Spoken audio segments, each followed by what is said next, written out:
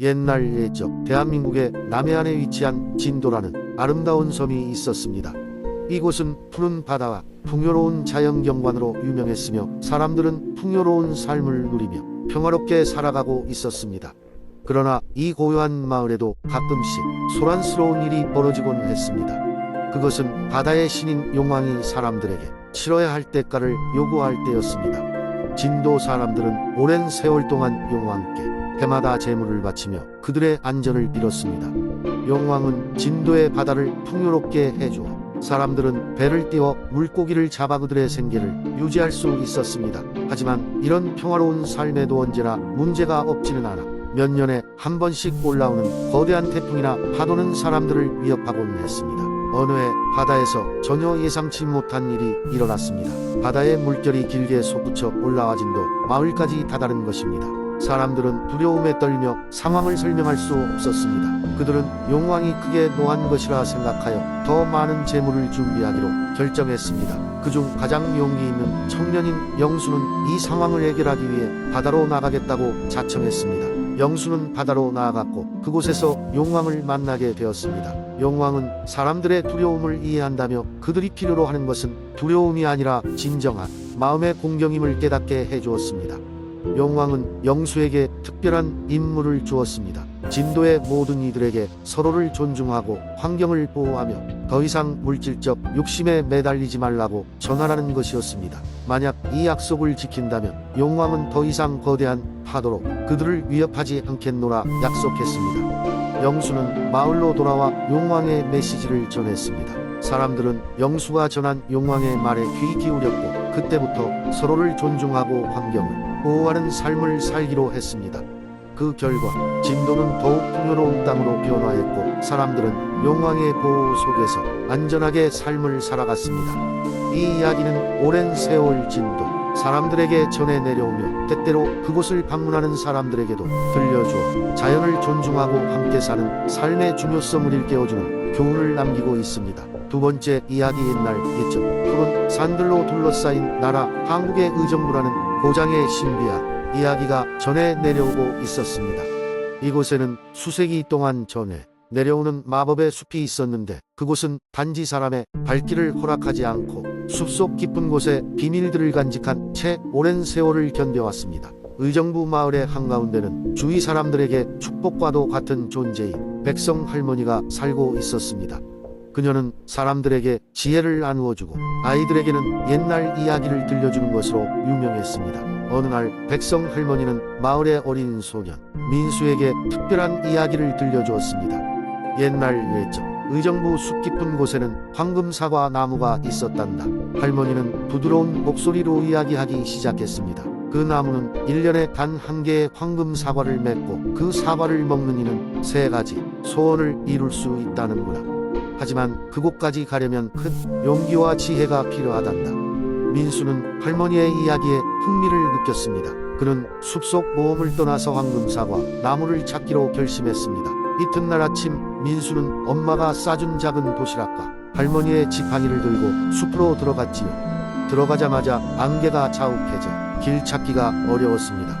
하지만 민수는 마음속의 두려움을 극복하고 안개를 뚫고 나아갔습니다. 숲을 헤쳐나가던 중 민수는 커다란 도전들에 직면했습니다. 거대한 나무의 미로를 지나고 지혜를 시험하는 스핑크스와 마주치기도 했습니다. 민수는 할머니에게서 들은 꼬마 요정 이야기를 떠올리며 언젠가 드디어 요정의 도움으로 스핑크스를 무사히 지나칠 수 있었습니다. 숲의 깊은 곳으로 들어가면서 민수는 뜻하지 않게도 화려한 무지개 다리를 발견했습니다.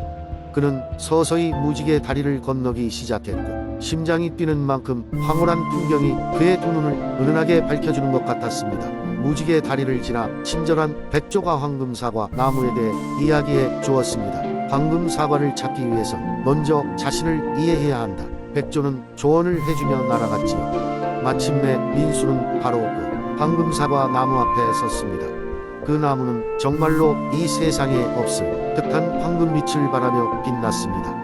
민수는 황금사과를 보고 소원을 빌 수 있는 기회를 손에 넣었습니다. 그는 가족과 마을 사람들을 위한 소원을 빌고 마지막은 자신을 위한 소원을 빌었습니다.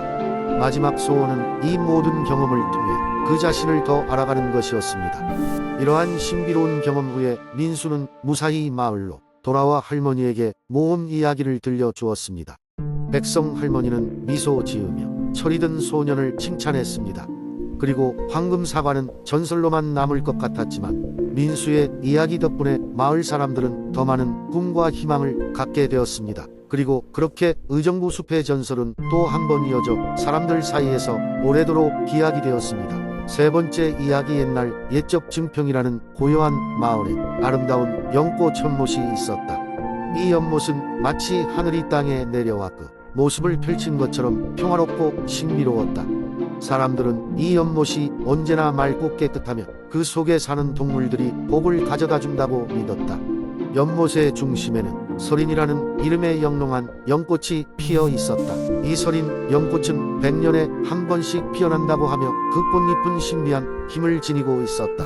전에 내려오는 이야기로는 설인 연꽃이 피어난 해에는 마을에 큰 행운이 찾아온다는 것이었다. 어느 해 여름 증평 마을에는 이주형이라는 젊은 농부가 살고 있었다. 그는 항상 가족의 생계를 위해 열심히 일하였지만 뜻대로 되지 않아 늘 고민이 많았다. 그러던 어느 날 밤 연못 근처를 지나가던 그는 설인 연꽃에서 이상한 빛이 뿜어져 나오는 것을 보았다. 그것은 마치 그를 연못으로 부르는 듯하였다. 호기심에 이끌려 연못가에 다가간 주형은 물 위에 비친 설인 연꽃의 은은한 자태에 매료되었다. 그리고 갑자기 연꽃이 그에게 말을 걸었다. 젊은이여, 나의 꽃잎을 조심히 따오너라. 그리고 그것을 내 소망에 따라 사용하거라. 그러나 욕심을 부리거나 나쁜 마음을 품게 된다면 이 마법은 사라지리니 주의하거라. 주형은 놀랐지만 설인 연꽃의 말을 따르기로 했다. 그는 꽃잎 하나를 조심스럽게 따서 집으로 돌아왔다. 그날 밤 그의 꿈속에서 연꽃 요정이 나타나 말했다. 빈손으로도 기적을 이룰 수 있는 용기를 가져가라. 내가 바라는 선한 소망이라면 이루어질 것이다. 다음 날 아침 주형은 꽃잎을 품에 안고 마을을 돌아다니며 도움을 필요로 하는 이들을 도왔다. 어느덧 그의 따뜻한 마음과 봉사 정신 덕분에 사람들 사이에 행복이 퍼져나갔다. 그리고 그의 소망인 가족의 행복도 점차 현실이 되어갔다. 시간이 흘러 증평 마을은 점점 활기차고 풍요로워졌다. 그리고 설인 연꽃의 마법은 주형과 마을 사람들 속에서 선한 마음을 남기고 서서히 사라졌다. 마을 주민들은 앞으로도 이 신비로운 연못과 설인 연꽃의 이야기를 전하며 마음속에 품고 살기로 다짐하였다. 그리하여 증평의 연못은 영원히 그 고요함을 간직하며 다음 100년을 기다리고 있었다.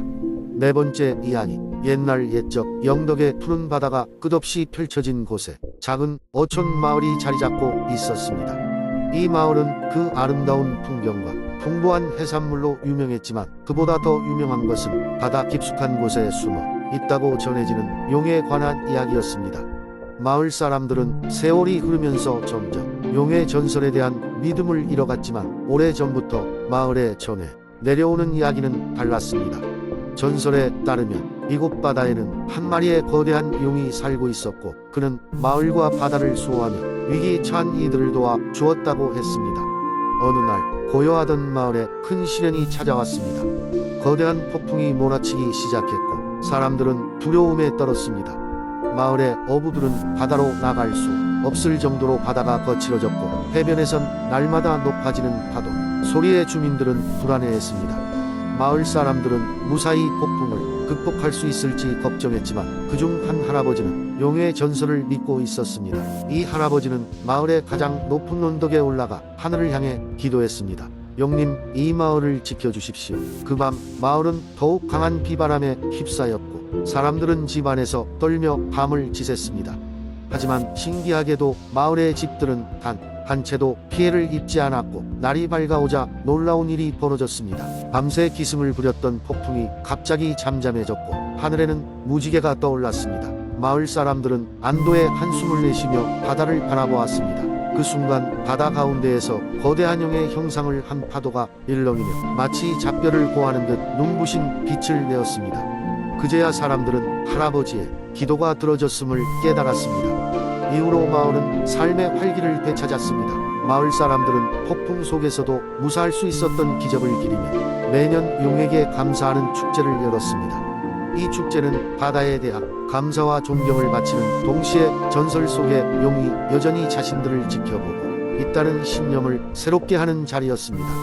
영덕의 오래된 전설은 그렇게 전해지며 오늘날까지도 아이들의 꿈속에 생생히 살아있습니다. 이들은 바다를 바라보며 언젠가 자신들도 전설 속 용의 수호와 축복을 받을 수 있을 것이라는 은밀한 희망을 품었습니다. 다섯 번째 이야기. 옛날 예적 한국의 고성에는 신비로운 달빛 호수가 자리 잡고 있었다. 이 호수는 일반 호수와는 달리 매월 보름달이 뜨는 밤이면 은은한 달빛이 호수 표면 위로 흐르듯 비추어 마치 호수 자체가 달빛을 발산하는 듯한 환상적인 풍경을 만들어내곤 했다. 이 호수 주변에는 다양한 전설이 전해져 내려왔다. 가장 유명한 이야기 중 하나는 옛날 이곳에 살던 한 나무꾼과 관련되어 있다. 나무꾼은 아주 가난하였으나 마음씨가 착하고 성실하게 살던 사람이었다. 어느 날 나무꾼은 숲에서 일을 마치고 돌아오는 길에 호수가 아름답게 반짝이는 것을 발견하고 가까이 다가갔다. 그때 아름다운 여인 한 명이 호수 안에서 나와 나무꾼에게 다가왔다. 여인은 자신을 달의 여신이라 소개하며 나무꾼에게 홀로 지켜온 호수의 비밀을 나누어 주었다. 이곳에 물은 마실 자의 마음을 맑게 하고 소원을 이루어주는 힘이 있다고 전해져 내려오고 있어요. 마음이 진실하고 선한 자만이 그 힘을 가질 수 있답니다. 라고 말했다. 나무꾼은 여신의 말을 듣고 마음에 간절한 소원을 빌었다. 그 소원은 다름 아닌 병든 어머니의 건강을 되찾는 것이었다. 나무꾼의 진실한 마음에 감동한 여신은 호수에 신비로운 물을 한 항아리에 담아주었다. 나무꾼은 그 물을 가지고 서둘러 집으로 돌아가게 된다. 그리고 그 물을 어머니께 드리자 신기하게도 어머니는 물이 목을 타고 내려가자마자 눈에 띄게 회복되기 시작하였다. 사지가 힘을 얻고 목소리가 돌아오며 얼굴엔 혈색이 돌기 시작했다. 이를 계기로 나무꾼의 가정은 큰 기쁨에 휩싸였고 온 마을 사람들도 그 소문을 듣고 함께 축하하였다. 그 후로 나무꾼은 자신이 얻은 행복을 나누기 위하여 최선을 다해 마을을 위한 일을 하였다. 그의 따뜻한 마음과 도움으로 마을 사람들은 더욱 더 사랑과 협력을 나눌 수 있었다. 고성의 달빛 호수는 여전히 그 자리에서 은은한 빛을 발하며 그 이야기는 세대를 지나도 변치 않는 교훈과 위로를 사람들에게 전해주곤 했다. 오늘날 이 호수는 많은 사람들로 하여금 고성의 풍경을 찾게 하는 자연의 아름다움과 신비로움을 더욱더 솟아오르게 하고 있다. 그래서인지 고성을 찾는 사람들은 그곳의 자연 풍광뿐만 아니라 이 아름다운 전설도 마음에 담아가곤 한다.